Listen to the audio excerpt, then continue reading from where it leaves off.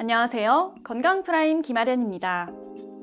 혹시 누런 콧물이 나거나 입에서 냄새가 심하고 꽉 막힌 코 때문에 고민이신 적 있으신가요? 그렇다면 축농증을 한번 의심해 볼 수 있는데요. 축농증이 오래 지속되면 우선 호흡이 불편해 일상생활에 큰 불편함을 주고 여러 합병증을 유발할 수 있기 때문에 조기에 치료하는 것이 좋습니다. 오늘은 많은 현대인의 고질병으로 불리는 축농증에 대해 알아보겠습니다. 흔히 축농증이라 불리는 부비동염은 부비동 내부에 염증이 생겨 화농성 액체가 고인 경우를 말합니다. 원래 부비동은 얼굴뼈 속에 공기로 채워진 빈 공간인데 부비동 내부를 덮고 있는 점막에 염증이 생기면 부비동염이 발생합니다. 발병한 지 4주 이내인 부비동염을 급성 부비동염이라 하고 3개월 이상 지속된 경우를 만성 부비동염이라 부릅니다. 그렇다면 축농증이 발생하는 이유는 무엇일까요? 대표적으로 코 안의 좌우 경계를 이루는 벽인 비중격이 휘게 되는 경우 비염이 발생해 축농증을 유발하게 됩니다. 다음, 선천적으로 발생하는 알레르기 비염으로 인해 부비동 점막에 비용종이 생겨 점액이 원활하게 배출되지 않아 축농증이 발생할 수 있습니다.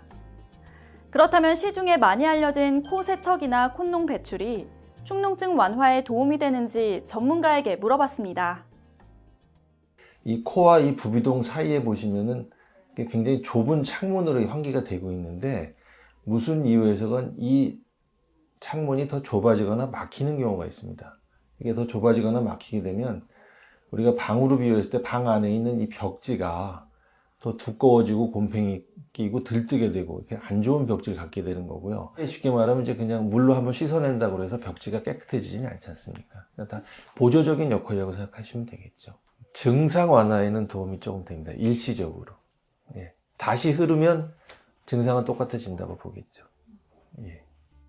축농증 환자는 코에 찬 고름이 뒤로 넘어가 후비루 증상을 보이기도 하고 부비동의 염증으로 인해 안면통을 호소하기도 합니다. 염증을 오래 방치하면 심한 냄새가 나거나 후각이 퇴화되면서 후각 소실을 불러올 수도 있습니다. 따라서 조기에 CT 촬영 등의 정확한 검사를 통해 축농증을 치료하는 것이 좋습니다. 이제 축농증에 관련된 몇 가지 궁금증들을 살펴보겠습니다. 첫째, 축농증이 주로 나타나는 특정한 연령대나 성별이 있나요? 그렇습니다. 국민건강보험공단의 조사에 따르면 여성이 남성에 비해 환자의 증가세가 더 높은 것으로 알려졌습니다. 또 전체 진료 인원의 5명 중 1명은 9세 이하의 어린이들에게 발생하는 것으로 나타났습니다. 또 갑자기 기온이 변하는 환절기에 공기에 의한 자극으로 인해 축농증이 더 심해질 수 있습니다. 둘째, 축농증을 치료하지 않고 놔두면 합병증이 발생할 수도 있나요? 그렇습니다. 축농증이 만성으로 진행되면 먼저 호흡이나 수면을 방해해 삶의 질이 크게 저하되고 스트레스로 이어지는 경우가 많습니다. 또 만성 코막힘으로 인해 입으로 숨을 쉬게 되면서 얼굴형이 달라지기도 합니다. 그리고 천식이나 급성 심근경색, 뇌졸중 같은 심각한 합병증이 발생할 확률을 높인다는 보고도 있습니다. 셋째, 축농증의 예방법은 무엇인가요?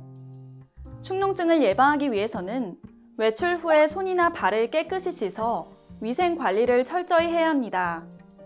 또 급격한 온도 변화는 코의 점막을 자극해 증상을 악화시킬 수 있기 때문에 평소 실내 온도는 22도에서 23도로 맞추는 것이 좋습니다. 또 기관지 기능을 향상시키는 도라지나 마늘, 생강, 대추 등을 먹는 것도 도움이 됩니다. 그렇다면 축농증은 어떻게 치료해야 할까요? 축농증의 치료법은 보통 병원에 가시면 약물 치료를 많이 보내드리긴 하는데요. 부은 벽지에서 흐르는 물을 갖다가 좀 이제 말리게 해준다는 의미가 되겠죠. 그렇지만 이 축농증의 근본적인 원인은 아까 말씀드린 부은 벽지가 원인입니다. 부은 점막에서 결국 원인이 오는 거기 때문에 가장 근본적인 치료는 역시 수술이 되겠죠. 그래서 저희가 이런 내시경이라는 기구를 갖다가 이 코에 집어넣어서 모니터를 보면서 이 안에 있는 부은 이 점막들을 다, 물론 염증도 다 제거하고 점막들을 다 제거해드리면 건강한 점막이 다시 자라납니다. 축농증을 치료하기 위해서는 다양한 치료법들이 있습니다. 그런데 만약 치료 시기를 놓치면 약물 치료로 효과가 크지 않아 수술 치료를 시행해야 합니다. 최근에는 코를 성형하면서 축농증 수술도 함께하는 경우도 많아지고 있는데요. 반드시 전문가와 충분한 상담을 통해 올바른 치료를 하시기 바랍니다. 지금까지 건강프라임 김아련이었습니다.